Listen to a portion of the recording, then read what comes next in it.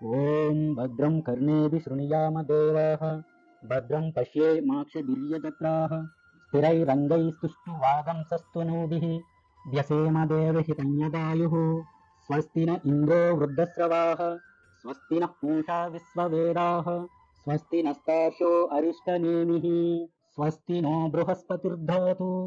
ఓం శాంతి శాంతి శాంతి.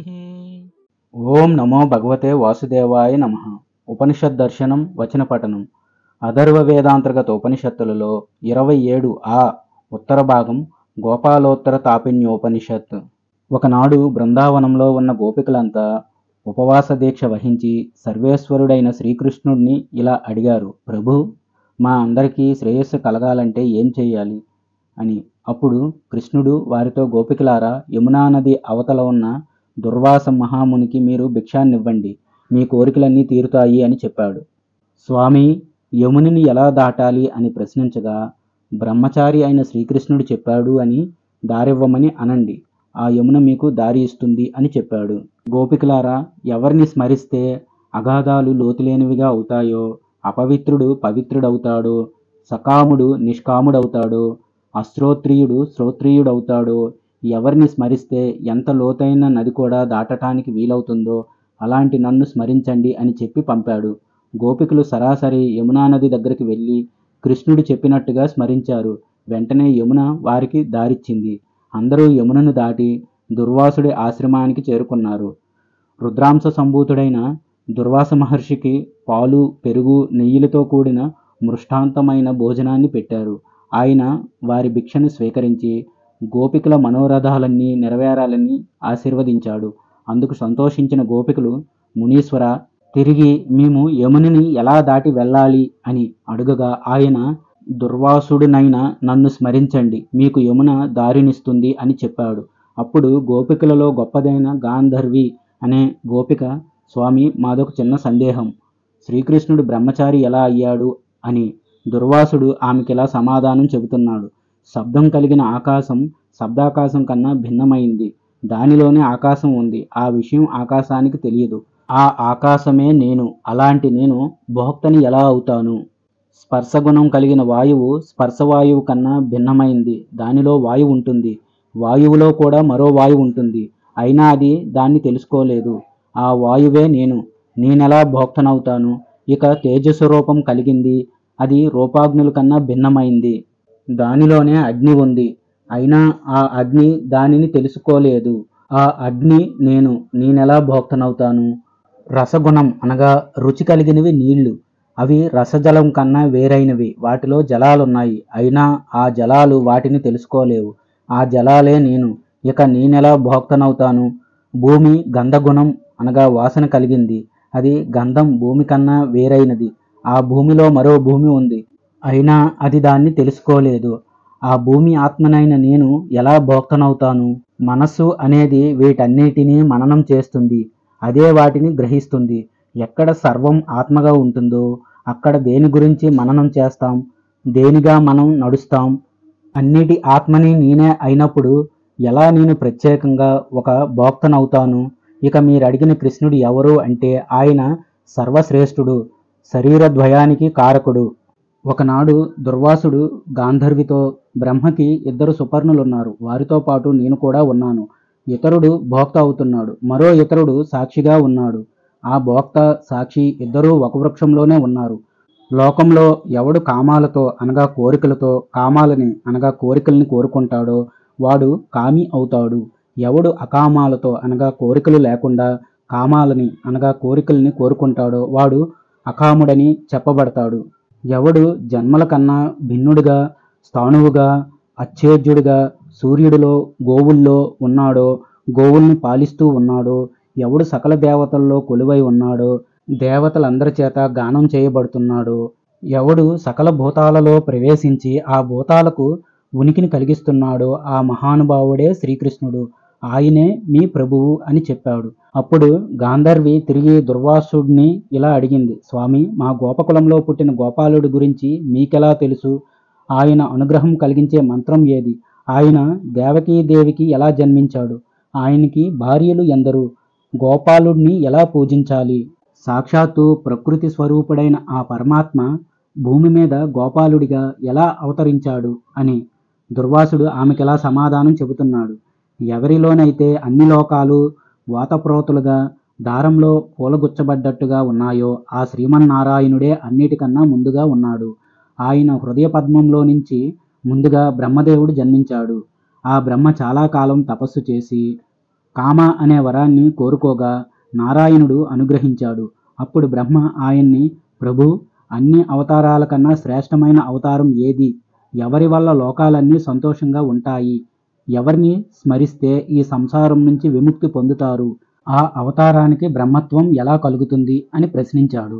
నారాయణుడు చెబుతున్నాడు, బ్రహ్మ, అన్ని అవతారాల కన్నా శ్రేష్టమైనది శ్రీకృష్ణ అవతారం. ఆయన వల్లే సంసార బంధనాల నుంచి విముక్తి కలుగుతుంది. నారాయణుడినైన నేను కామ్యాన్ని. మేరు పర్వత శిఖరం మీద 7 లోకాలున్నాయి. వాటి మధ్యలో ఉన్న గోపాలపురం అనేది బ్రహ్మం అవుతుంది. అది దేవతలకు సకామ్యంగా, నిష్కామ్యంగా సకల భూతాలకు అవుతుంది. ఇక ఆయన్ని కొలవటం ఎలా అంటే, ఒక సరస్సులో పద్మాలున్నట్టుగానే భూలోకంలో కూడా పద్మం లాంటి మధురా నగరం ఒకటి ఉన్నది. అదే గోపాలపురి అని కూడా చెప్పబడుతుంది. ఆ నగరంలో బృహద్వనం, మధురవనం, తాళవనం, కామవనం, బహుళవనం, కుమదవనం, కదిరవనం, భద్రవనం, బాండీరవనం, శ్రీవనం, లోహవనం, బృందావనం అనే వనాలున్నాయి. ఆ నగరం పైన ఆకాశంలో నుంచుని దేవతలు, గంధర్వులు, కిన్నెరులు గానం చేస్తుంటారు.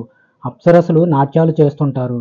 ద్వాదశ అనగా 12 ఆదిత్యులు, అష్ట అనగా 8 వసువులు, సప్త అనగా 7 ఋషులు, బ్రహ్మ, నారదుడు, పంచ అనగా 5 వినాయకులు, విశ్వేశ్వరుడు, రుద్రేశ్వరుడు, అంబికేశ్వరుడు, నీలకంఠేశ్వరుడు, గోపాలేశ్వరుడు, భద్రేశ్వరుడు అనే 8 మంది.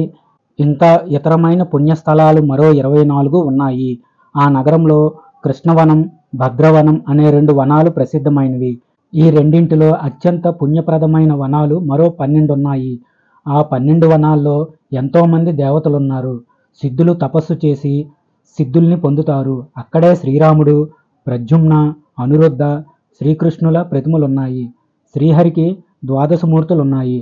అలాగే 3వ మూర్తిని బ్రహ్మజ్ఞులు, 4వ మూర్తిని మరుత్తులు, 5వ మూర్తిని వినాయకులు, 6వ మూర్తిని అష్టవసువులు, 7వ మూర్తిని సప్త ఋషులు, 8వ మూర్తిని గంధర్వులు, 9వ మూర్తిని అప్సరసులు పూజిస్తారు. ఇక వాటిలో 10వ మూర్తి అదృశ్యంగా ఉండగా 11వ మూర్తి స్వర్గలోకంలో, 12వది భూమి మీద ఉంటుంది. భూలోకంలో ఉన్న ఆ శ్రీహరి శ్రీకృష్ణమూర్తిని ఎవరు పూజిస్తారో వారు మృత్యువు నుంచి రక్షించబడతారు, మోక్షాన్ని పొందుతారు. గర్భ, జన్మ, జరా, మరణాది తాపత్రయాలతో కూడిన దుఃఖాల నుంచి విముక్తిని పొందుతారు. జగన్నాథుడైన శ్రీకృష్ణుడు ఎంతో రమ్యమైనది, బ్రహ్మాది దేవతల చేత నిత్యం నమస్కరించబడేది. శ్రీ మహావిష్ణువు ఆయుధాలైన శంఖ, చక్ర, గద, సార్గాల చేత రక్షించబడుతున్నది అయిన మధురా నగరంలో నివసిస్తున్నాడు. అక్కడ ఆయన స్త్రీలతో, శక్తితో రమ, అనిరుద్ధ, ప్రద్యుమ్న, రుక్మిణి సహితంగా వెలుగొందుతున్నాడు. చతుశ్శబ్దం అనేది ఓంకారానికి ఉదాహరణగా చెప్పబడింది. అందుకే సాధకుడు పరోరజసే అని, అలాగే సోహం అని, గోపాలహం అని తనను తాను భావించుకోవాలి. అలాంటి భావన కలిగిన భక్తుడే మోక్షాన్ని పొందుతాడు. బ్రహ్మతత్వాన్ని పొంది బ్రహ్మవేత్త కూడా అవుతాడు. ఇక గోవులతో కూడుకున్న జీవులందరినీ తన ఆత్మగా తెలుసుకున్నవాడు సాక్షాత్తు గోపాలుడే అవుతాడు. సాధకుడు ఓం తస్సత్ సోహం పరం బ్రహ్మ అని, నేను కృష్ణాత్మకుణ్ణి, నిత్యానందైక స్వరూపుణ్ణి అని భావిస్తూ తన ఆత్మను మనసుతో ఐక్యం చేయాలి. తనను తాను సాక్షాత్తు ఆ గోపాలుడిగా భావించుకోవాలి. అలాంటి వాడే అవ్యక్తుడు, అనంతుడు, నిత్యుడు, గోపాలుడు అవుతాడు. శ్రీకృష్ణుడు ఇలా చెప్పాడు, శంఖ, చక్ర, గద, పద్మ, వనమాలను ధరించిన నా స్థితి ఎప్పుడూ మధురా నగరంలోనే ఉంటుంది. పరంజ్యోతి విశ్వరూపం, రూపవర్జితం అయిన నా దివ్య స్వరూపం మధురా మండలంలోనే స్థిరంగా ఉంది. మధురా నగరంలో గాని, ఈ జంబూ ద్వీపంలో గాని నివసించేవాడు నా విగ్రహాన్ని గాని, నన్ను గాని పూజిస్తే వాడు నాకెంతో ఇష్టుడవుతాడు. మధురలో ఉన్న నా కృష్ణ స్వరూపం అందరికీ పూజనీయమైంది. యుగానువర్తులైన బుద్ధిమంతులు నా అవతారంతో అభేదంగా నన్ను పూజిస్తారు. నేను గోపాలుణ్ణి, జన్మలేనివాడిని, నిత్యుణ్ణి, సనాతనుడైన ప్రద్యుమ్నుడిని, రాముణ్ణి, అనిరుద్ధుడిని. కనుక విద్వాంసులు నన్నే పూజించాలి. నేను చెప్పిన ధర్మంలో నిష్కామంగా నన్ను పూజించాలి. అధర్మపరాయణులైన వారికి, నా మీద భక్తి ప్రవత్తులు కలిగిన వారికి, కలిబాధా పీడితులకి నేనే గతి. ఓ బ్రహ్మ, నీవెలా నీ సంతానం మీద ప్రీతి కలిగి ఉంటావో, రుద్రుడెలా తన రుద్రగణాల మీద ప్రీతి కలిగి ఉంటాడో, నేనెలా నా లక్ష్మీదేవి మీద ప్రీతి కలిగి ఉంటానో, అదేవిధంగా నా భక్తుడు కూడా నీ మీద అంతే ప్రీతి కలిగి ఉంటాడు. అప్పుడు బ్రహ్మదేవుడు ఇలా అడిగాడు, స్వామి, నలుగురు దేవతలతో ఉన్న ఒక్కడు దేవుడెలా అవుతాడు? ఏకం అక్షరం అనేది విస్తృతమైంది కదా, అది అనేక అక్షరం ఎలా అయ్యింది అని శ్రీకృష్ణుడు బ్రహ్మతో చెబుతున్నాడు. అన్నిటికన్నా ముందు ఒక్కటే పరబ్రహ్మం ఉన్నది. అది అద్వితీయమైంది. దాని నుంచి తొలుతగా అవ్యక్తమైన ఏకాక్షరం పుట్టింది. ఆ తరువాత క్రమంగా అక్షరం నుంచి మహత్తు, మహత్తు నుంచి అహంకారం, దాని నుంచి తన్మాత్రలు, వాటి నుంచి పంచమహాభూతాలు ఆవిర్భవించాయి. ఇలా వీటన్నిటితో అక్షరం ఆవృతమైంది. ఓ బ్రహ్మ, ఆ అక్షరమే నేను. నేనే అక్షర రూపంలో ఉన్న ఓంకారాన్ని. జన్మ లేనివాడిని, అమరుణ్ణి, భయం లేనివాడిని, బ్రహ్మని, ముక్తి పొందినవాడిని, అక్షరుణ్ణి. ఏకం అద్వితీయం అయిన పరబ్రహ్మం అనేది మాయ వల్ల 1 సత్తా మాత్రం, 2 చిత్ స్వరూపం, 3 ప్రకాశం, 4 వ్యాపకం అని 4 విధాలుగా అయ్యింది. ఓంకారంలోని 4 మాత్రల్లో ఒకటైన అకారాక్షరం నుంచి రోహిణీపుత్రుడైన విశ్వడు సంభవించాడు. రెండోదైన ఉకారాక్షరం నుంచి తైజసాత్మకుడైన ప్రద్యుమ్నుడు, మూడోదైన మకారాక్షరం నుంచి ప్రజ్ఞాత్మకుడైన అనిరుద్ధుడు సంభవించగా, చివరదైన అర్ధమాత్రాత్మకుడుగా శ్రీకృష్ణుడు ఆవిర్భవించాడు. ఆ కృష్ణుడిలోనే ఈ విశ్వమంతా ప్రతిష్ఠితమైంది. జగత్తుకి కారణభూతురాలు, మూల ప్రకృతి అయిన రుక్మిణీదేవికి శ్రీకృష్ణాత్మిక బ్రహ్మవాదులందరూ ప్రణవ రూపంగా అనగా ఓంకార రూపంలో ప్రకృతి తత్వాన్ని ప్రవచిస్తారు. కనుక ఓంకార సంభూతుడైన ఆ గోపాలుడు అనగా శ్రీకృష్ణుడు విశ్వ సంస్థితుడు. బ్రహ్మవాదులు క్లీం అనే బీజాక్షరంతో ఏకతత్వాన్ని గురించి చెబుతారు. ఓ బ్రహ్మ, నాకు ఇష్టమైన మధురానగరంలో నన్ను ధ్యానించిన వాడికి, పూజించిన వాడికి విశేషంగా మోక్షం లభిస్తుంది. జీవుల హృదయంలో 8 దళాలతో వికసించిన హృదయ పద్మం ఒకటుంది. ఆ పద్మంలో దివ్యమైన ధ్వజ, ఛత్ర చిహ్నాలతో కూడిన 2 పాదాలున్నాయి. జీవుడు తన హృదయంలో శ్రీవత్సలాంఛనాన్ని, హృదయం మీద కౌస్తుభమణిని, 4 భుజాలలో శంఖ, చక్ర, గద, సార్ధాలని, కేయూరాలని, కంఠంలో వనమాలని, తల మీద దివ్య కిరీటాన్ని కలిగి వేణువుని ధరించిన నా దివ్య సుందర రూపాన్ని ధ్యానించాలి. ఈ సకల జగత్తు ప్రజ్ఞాజ్ఞానంతో మదించబడింది.